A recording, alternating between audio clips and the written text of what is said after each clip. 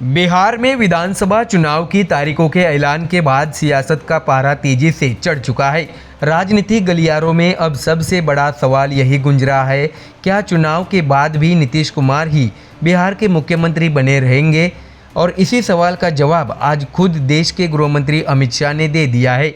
दर्शकों, बता दें कि पटना में एक खास कार्यक्रम के दौरान अमित शाह ने साफ कहा है कि मुख्यमंत्री कौन होगा ये तय मैं नहीं करूंगा, बल्कि विधायक दल करेगा। यानी साफ है कि चुनाव बाद सत्ता का समीकरण कुछ भी हो सकता है, लेकिन फिलहाल एनडीए पूरी मजबूती से नीतीश कुमार के नेतृत्व में चुनावी मैदान में है। दर्शकों, दरअसल बिहार में इस बार का चुनाव सिर्फ सत्ता की लड़ाई नहीं बल्कि भरोसे की परीक्षा भी है। एक तरफ एनडीए में शामिल जेडीयू और बीजेपी साथ मिलकर चुनावी रणनीति बना रहे हैं, वहीं दूसरी तरफ विपक्षी गठबंधन इंडिया अपनी जड़ों को मजबूत करने की कोशिश में है। ऐसे माहौल में अमित शाह का यह बयान कई मायनों में अहम माना जा रहा है।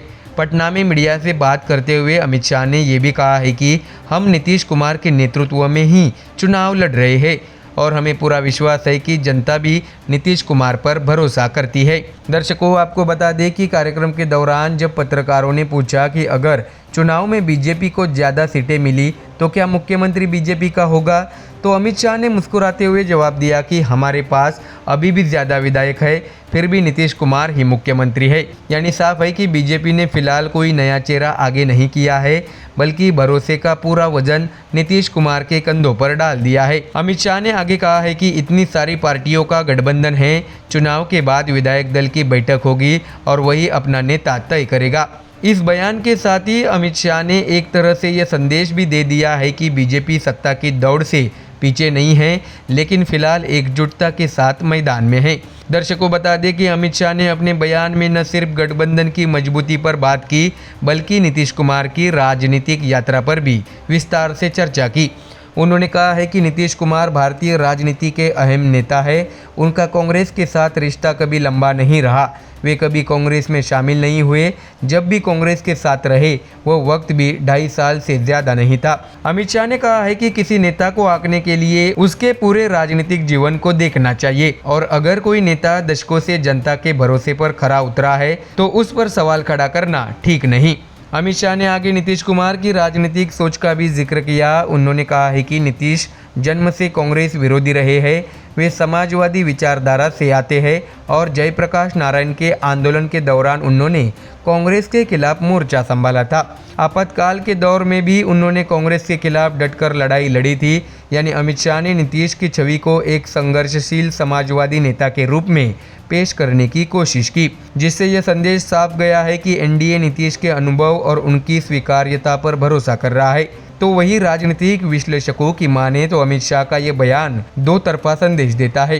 पहला ये कि एनडीए में कोई फिलहाल मतभेद नहीं है और गठबंधन मजबूत है, और दूसरा ये है कि चुनाव बाद परिस्थितियों के अनुसार बीजेपी अपने विकल्प खुले रखे हुए है। यानी इस बयान के जरिए शाह ने एक तीर से दो निशाने साधे हैं। नीतीश कुमार के नेतृत्व पर भरोसा भी जताया और भविष्य में फैसले की गुंजाइश भी छोड़ी। ऐसे में दर्शकों, बिहार की राजनीति हमेशा से अप्रत्याशित मोड़ों से भरी रही है। कभी गठबंधन टूटे हैं, कभी अचानक भी बने हैं। ऐसे में अमित शाह का यह संतुलित बयान एक रणनीतिक कदम के तौर पर देखा जा रहा है। वही जनता के बीच अब चर्चा यही है, क्या नीतीश कुमार एक बार फिर मुख्यमंत्री की कुर्सी बचा पाएंगे या बीजेपी इस बार सत्ता की बागडोर अपने हाथों में लेगी? इन सवालों के जवाब तो नतीजे ही देंगे, लेकिन अभी के लिए अमित शाह का यह बयान साफ कर गया है कि नीतीश ही एनडीए का चेहरा है और बिहार चुनाव में एनडीए एकजुट होकर चुनावी मैदान में उतर रहा है। ऐसे में दर्शकों, तो बिहार की सियासत में इस वक्त सबसे बड़ा संदेश यही है, नीतीश पर भरोसा, शाह का इशारा और जनता की परीक्षा। अब देखना यह है कि जब नतीजे आएंगे तो जनता किसके साथ जाती है, अनुभव के साथ या बदलाव की चाह में। तो दर्शकों, फिलहाल के लिए इस खबर में इतना ही। देश और दुनिया की बाकी और खबरें जानने के लिए जुड़े रहिए हमारे चैनल MDR न्यूज के साथ। धन्यवाद। बिहार की सियासत इस वक्त अपने सबसे दिलचस्प मोड़ पर खड़ी है। विधानसभा चुनाव के पहले फेज के लिए नामांकन की आखिरी तारीख थी गुरुवार यानी 17 अक्टूबर, और इस आखिरी दिन उम्मीदवारों की भीड़ चुनावी दफ्तरों पर उमड़ पड़ी। लेकिन जो तस्वीर सामने आई है उसने महागठबंधन के अंदरूनी तालमेल पर बड़े सवाल खड़े कर दिए हैं। जी हां दर्शकों, सीट शेयरिंग को लेकर अब तक कोई साफ तस्वीर नहीं बन पाई है और हालात ऐसे है कि एक ही गठबंधन के दो साथी अब आमने सामने हैं। यानी बिहार की राजनीति में महागठबंधन बनाम महागठबंधन का फ्रेंडली फाइट देखने को मिल रहा है। दर्शकों, आपको बता दें कि कहलगांव, बिहार शरीफ, लालगंज, रोसड़ा, वैशाली ऐसी करीब 8 विधानसभा सीटें हैं जहां आरजेडी, कांग्रेस और वाम दल यानी सीपीआई के उम्मीदवार आमने सामने हैं। कहलगांव सीट का उदाहरण लीजिए। यह आरजेडी ने रजनीश यादव को उम्मीदवार बनाया है और उन्हें पार्टी का सिंबल भी मिल चुका है। लेकिन इस सीट से कांग्रेस ने भी अपने प्रत्याशी प्रवीण कुशवाहा को मैदान में उतार दिया है। यानी महागठबंधन की एकता की तस्वीर अब जमीनी स्तर पर धुंधली नजर आ रही है। इसी तरह बिहार शरीफ सीट से सीपीआई के शिव प्रकाश यादव और कांग्रेस के उम्मीदवार आमने सामने हैं। अब तक माना जा रहा था कि वाम दलों और कांग्रेस के बीच तालमेल तय हो चुका है, मगर इस सीट पर हालात कुछ और ही कहानी कह रहे हैं। दर्शकों, आपको बता दें कि महागठबंधन के भीतर इस फ्रेंडली फाइट की लिस्ट कुछ यूँ है कि वैशाली सीट पर आरजेडी के अजय कुशवाहा और कांग्रेस के संजीव कुमार आमने सामने, तो वही तारापुर से आरजेडी के अरुण शाह और वीआईपी के सकलदेव बिंद भिड़ रहे हैं। तो वही बछवाड़ा से सीपीआई के अवधेश राय और कांग्रेस के गरीबदास, गौरा बौरम सीट पर आरजेडी के अफजल अली के मुकाबले वीआईपी के संतोष सैनी, लालगंज सीट से आरजेडी की शिवानी शुक्ला और कांग्रेस के आदित्य राजा, कहलगांव में आरजेडी के रजनीश यादव बनाम कांग्रेस के प्रवीण कुशवाहा, तो वही राजापाकड़ से सीपीआई के मोहित पासवान और कांग्रेस की, रोसड़ा से सीपीआई के लक्ष्मण पासवान के सामने कांग्रेस के बी के रवि मैदान में हैं। ऐसे में दर्शकों, आप सोचिए, जहां एक तरफ एनडीए एकजुट होकर चुनावी तैयारी कर रहा है, वहीं दूसरी तरफ महागठबंधन के घटक दल अपने अपने उम्मीदवारों के साथ आमने सामने हैं। ऐसे में दर्शकों, अब बात कांग्रेस की करें तो कांग्रेस ने गुरुवार देर रात बिहार विधानसभा चुनाव के लिए अपनी पहली लिस्ट जारी कर दी। इस सूची में 48 उम्मीदवारों के नाम शामिल है। पार्टी ने अपने कई मौजूदा विधायकों को दोबारा टिकट दिया है, जिसमें कुटुंबा सीट से प्रदेश कांग्रेस अध्यक्ष राजेश राम और कदवा से विधायक दल के नेता शकील अहमद खान का नाम भी शामिल है। दिलचस्प बात यह है कि कांग्रेस ने ये सूची तब जाहिर की जबकि महागठबंधन में सीट शेयरिंग का फाइनल फॉर्मूला अब तक तय नहीं हुआ है। दूसरी ओर आरजेडी ने भी अपने कई उम्मीदवारों को सिंबल बांट दिए हैं।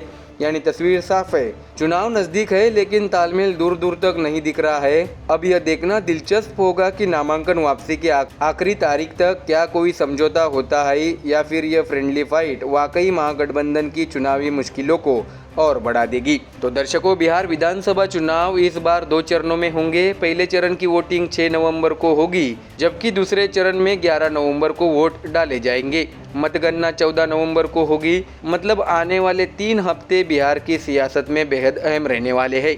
हर दिन एक नया समीकरण, हर सीट पर बदलते हालात और सबसे बड़ा सवाल, क्या महागठबंधन अपने अंदरूनी मतभेदों को सुलझा पाएगा या फिर ये फ्रेंडली फाइट उसे चुनावी नुकसान पहुंचा देगी।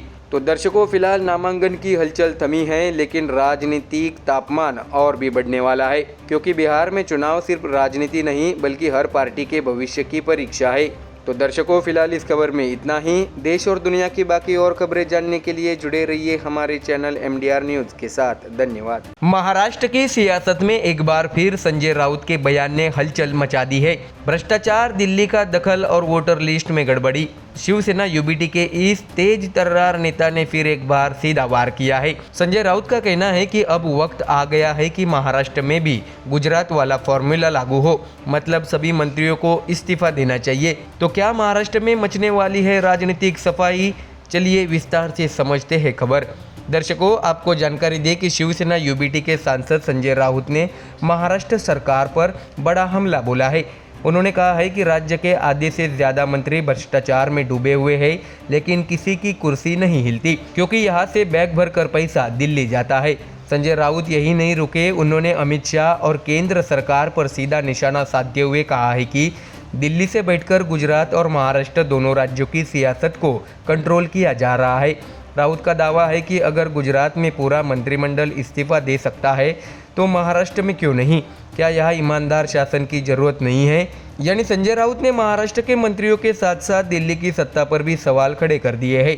उनका संदेश साफ है, राज्य में जवाबदेह और ईमानदार शासक चाहिए। लेकिन सवाल ये भी है कि क्या राउत का यह बयान आने वाले चुनाव से पहले एक राजनीतिक चाल है या वाकई जनता की आवाज़। दर्शकों, आपको बता दें कि सिर्फ भ्रष्टाचार ही नहीं, संजय राउत ने चुनावी प्रक्रिया पर भी गंभीर सवाल उठाए हैं। उन्होंने कहा है कि महाराष्ट्र और ठाणे में स्थानीय निकाय चुनाव की मतदाता सूची में भारी गड़बड़ी है। संजय राउत के मुताबिक वोटर लिस्ट में नाम डुप्लीकेट है, गलत तरीके से जोड़े या हटाए गए हैं और कई मतदाताओं के नाम पूरी तरह गायब है। उन्होंने मुख्य सचिव अधिकारी से मिलकर इस मुद्दे पर आपत्ति दर्ज कराई और कहा, जब तक यह लिस्ट सुधारी नहीं जाती तब तक चुनाव कराना लोकतंत्र का मजाक होगा। यानी दर्शकों, संजय राउत के निशाने पर इस बार सिर्फ सरकारी नहीं बल्कि चुनाव आयोग भी है। उन्होंने साफ कहा है कि अगर वोटर लिस्ट पारदर्शी नहीं है तो लोकतंत्र खतरे में है।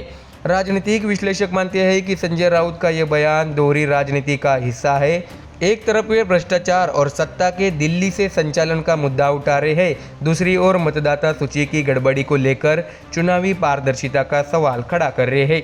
राजनीतिक गलियारों में चर्चा है कि संजय राउत का यह बयान सिर्फ आलोचना नहीं बल्कि आने वाले स्थानीय चुनाव के लिए चेतावनी भी है। तो दर्शकों, ऐसे में अगर हम महाराष्ट्र की सियासत को पिछले कुछ महीने से देखें तो एक बात साफ नजर आती है, राज ठाकरे की मुलाकातें, उद्धव ठाकरे की रणनीतियाँ और अब संजय राउत के ये बयान सभी इशारा कर रहे हैं कि राज्य में गठबंधन और सियासी समीकरण नए मोड़ पर है। ऐसे में राउत का भ्रष्ट मंत्रियों के इस्तीफे वाला यह बयान आने वाले दिनों की राजनीति को झकझोर सकता है। बता दें कि राउत ने कहा था कि अगर महाराष्ट्र के नेता ईमानदारी से काम करते तो यह कदम बहुत पहले उठाया जा चुका होता।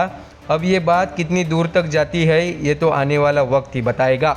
लेकिन एक बात तय है, महाराष्ट्र की राजनीति में संजय राउत के बयानों ने फिर एक बार तापमान बढ़ा दिया है। तो क्या दर्शकों, वाकई महाराष्ट्र में गुजरात मॉडल की तरह पूरा मंत्रिमंडल इस्तीफा देगा या फिर यह सिर्फ एक सियासी बयान बनकर रह जाएगा। भ्रष्टाचार और पारदर्शिता की इस बहस में जनता की नज़र अब नेताओं के अगले कदम पर है। तो दर्शकों, आप देख रहे थे MDR न्यूज़, महाराष्ट्र की राजनीति का सबसे बड़ा मुद्दा, क्योंकि आने वाले दिनों में ये कहानी और गर्म होने वाली है। फिलहाल के लिए इतना ही। देश और दुनिया की बाकी और खबरें जानने के लिए जुड़े रहिए हमारे चैनल MDR न्यूज़ के साथ। धन्यवाद। नमस्कार दर्शकों, महाराष्ट्र की राजनीति में एक ऐसा दिन रहा जो इतिहास में दर्ज होने वाला है, क्योंकि शुक्रवार को ठाकरे परिवार एक साथ नजर आया और वो भी एक मंच पर रोशनी के इस पर्व दीपोत्सव के मौके पर। जी हां दर्शकों, शिवसेना UBT के प्रमुख उद्धव ठाकरे और महाराष्ट्र नवनिर्माण सेना के अध्यक्ष राज ठाकरे की शुक्रवार को 7वीं मुलाकात हुई। लेकिन इस बार ये मुलाकात थी सबसे खास, क्योंकि ये सिर्फ दो नेताओं की नहीं बल्कि दो भाइयों और दो परिवारों की मिलन की घड़ी थी। दर्शकों, बता दें कि दादर के शिवाजी पार्क मैदान में महाराष्ट्र नवनिर्माण सेना की ओर से एक भव्य दीपोत्सव कार्यक्रम का आयोजन किया गया। इस कार्यक्रम का उद्घाटन खुद उद्धव ठाकरे के हाथों किया गया। शाम करीब 6 बजे उद्धव ठाकरे अपने पूरे परिवार के साथ पत्नी रश्मि ठाकरे, बेटे आदित्य ठाकरे और तेजस ठाकरे के साथ राज ठाकरे के शिवतीर्थ बंगले पहुंचे। राज ठाकरे ने पूरे स्नेह के साथ उनका स्वागत किया। दोनों परिवारों की मुलाकात करीब 1 घंटे तक चली और फिर सभी लोग मिलकर शिवाजी पार्क की ओर रवाना हुए। बता दें कि इस यात्रा का भी एक दिलचस्प दृश्य रहा। दोनों ठाकरे भाई राज ठाकरे और उद्धव ठाकरे एक ही कार में बैठे नजर आए। स्टीयरिंग संभाल रहे थे राज ठाकरे, जबकि उनके बगल में बैठे थे उद्धव ठाकरे। दूसरी गाड़ी चला रही थी आदित्य ठाकरे, जिसमें उनके साथ थे अमित ठाकरे, और तीसरी गाड़ी में थी दोनों परिवारों की महिलाएं रश्मि ठाकरे और शर्मिला ठाकरे। एक लंबे समय बाद ठाकरे परिवार को इस तरह एकजुट और मुस्कुराते हुए देखना महाराष्ट्र के लोगों के लिए किसी भावनात्मक पल से कम नहीं था।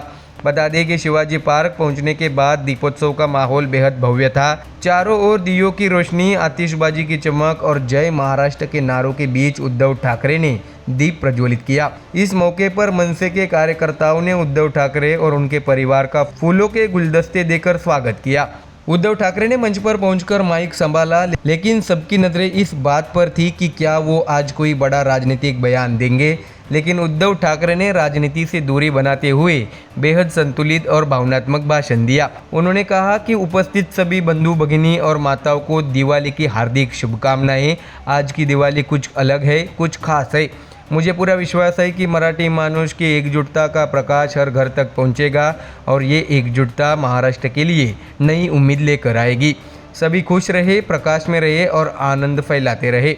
जय हिंद, जय महाराष्ट्र। दर्शकों, बता दें कि उद्धव ठाकरे ने ये कुछ शब्द कहकर मंच से उतरना ही बेहतर समझा। ना कोई राजनीति, ना कोई कटाक्ष, बस एक सादगी और भाईचारे का संदेश। वही मंच पर मौजूद राज ठाकरे ने इस दौरान कोई भाषण नहीं दिया। उन्होंने मुस्कुराते हुए उद्धव ठाकरे का स्वागत किया और पूरा कार्यक्रम शांति और आनंद के माहौल में संपन्न हुआ। बता दें कि शिवाजी पार्क में हजारों की भीड़ जमा थी और लोगों की निगाहें सिर्फ ठाकरे बंधुओं पर टिकी थी। दोनों भाइयों की देह भाषा यानी बॉडी लैंग्वेज से साफ था कि रिश्तों की दूरियां अब कम होती दिख रही है। लोगों के बीच ये चर्चा भी जोर पकड़ रही थी कि क्या आने वाले समय में उद्धव ठाकरे और राज ठाकरे की राजनीतिक राहें भी एक होंगी। फिलहाल तो दीपोत्सव के इस दिन ठाकरे परिवार ने महाराष्ट्र को एकजुटता और प्रेम का संदेश जरूर दिया है। दोनों भाइयों का एक मंच पर आना, एक गाड़ी में सफर करना और बिना राजनीति के मिलना, ये तस्वीरें आने वाले वक्त की राजनीति के संकेत जरूर दे रही है। कहीं ऐसा तो नहीं कि दियों की ये रोशनी